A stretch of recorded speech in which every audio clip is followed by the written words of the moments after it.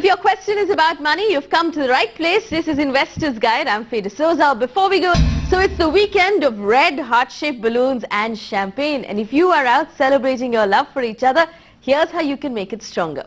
Now, I know talking about money is not the most romantic thing you can do on Valentine's Day, but at the end of the day, if you're going to buy her a big diamond ring, and ladies, if you are going to buy him that flat screen TV, then it is about the money.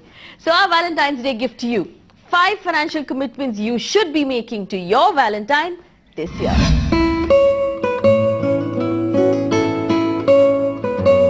It's about candles, champagne and roses, and the excitement in the pit of your stomach when you're together. You might have the perfect romance, but a lifetime of happiness is built on the commitments you make.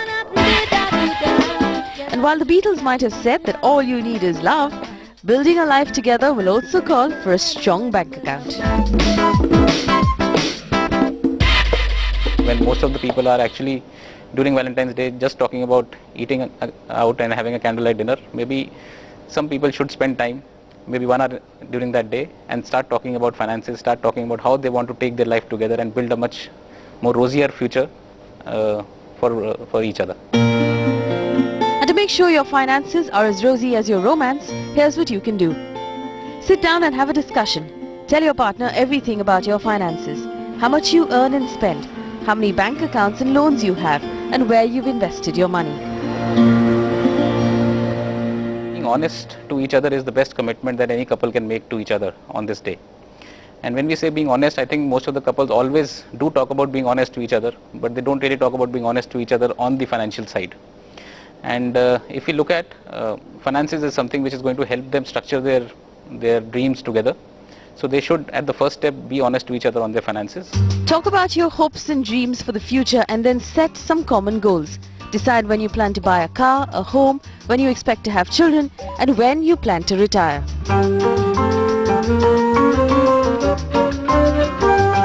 See, planning comes from basically a budgeting. Okay, you have a set of income which is coming in, and it applies to both, whether both the partners are earning or one is earning. So you have a set of income coming in and you have a set of expenses. Now, the prudence says that between these two there should be a gap, a healthy gap where you are saving. Now the saving has to be plotted back into short-term, meeting your short-term liabilities and long-term liabilities, and also within that creating the assets.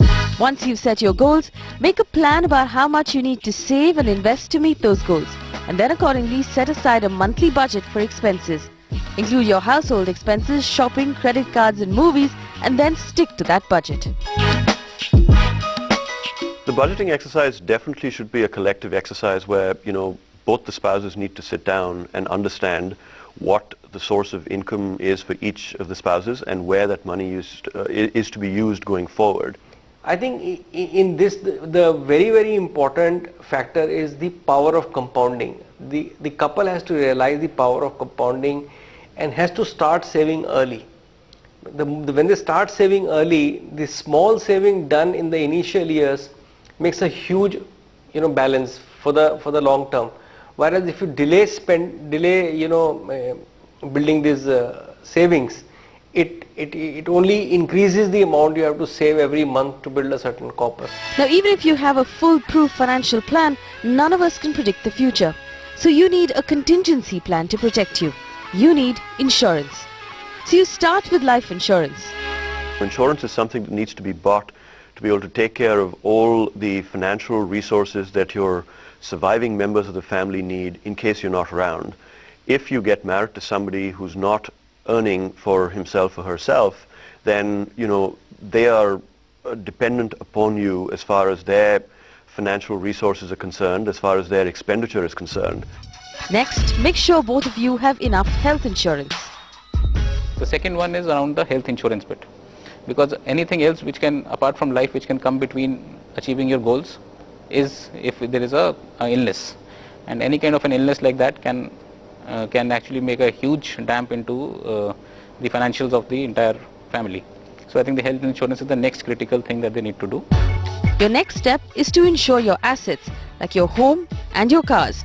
And finally, make sure you have at least 6 months worth of your EMIs in a bank account just in case. keep aside certain amount of money which you require in case of emergencies happening and which will help you not become desperate. Thumb rule in financial planning is 6 months income, monthly income should be kept aside. And as one last commitment, once you're safely on your way to meeting your goals, promise each other that you will take time to review and talk about your finances at least once a month. I think just like, you know, you go for a health checkup once in a year, I think the ideal would be once in a month they should sit down, because everything is not about long term. You know, they have some, you know, expenses which are on a month to month and daily basis, so how they are deviating from that. So at least once in a month they should sit together and talk about, you know, what are the income flows and what are the expenses. There could be instances when they had to spend a little more for some reason, and there could be some instances where they receive some more money. Maybe there are some bonuses or there's something else which they receive from their companies. So in both these scenarios they have to then decide that, okay, now I've got something extra, what do I do? Do I spend that or do I also invest that? So those are I think the regular monitoring. So commit to your finances this weekend, and remember, one of you should take the responsibility to make sure your bills, EMIs and investments are paid on time. Make sure all the documentation of your investments and bank accounts are safely filed in a place that both of you have access to. And finally, this might not be the most romantic suggestion to make on this weekend, but it's important that you do your estate planning to secure your loved one. So here's wishing you much happiness and prosperity and a happy Valentine's Day. And finally, if you think romance is just silliness reserved for the young, remember, if you don't have a financial plan yet, you're newlyweds to us, irrespective of how old. On this show, thanks for watching Investors Guide this week. If you have questions for our experts, write into us at ig@etnow.tv and tune in next week to catch Investors Guide. Thanks for watching.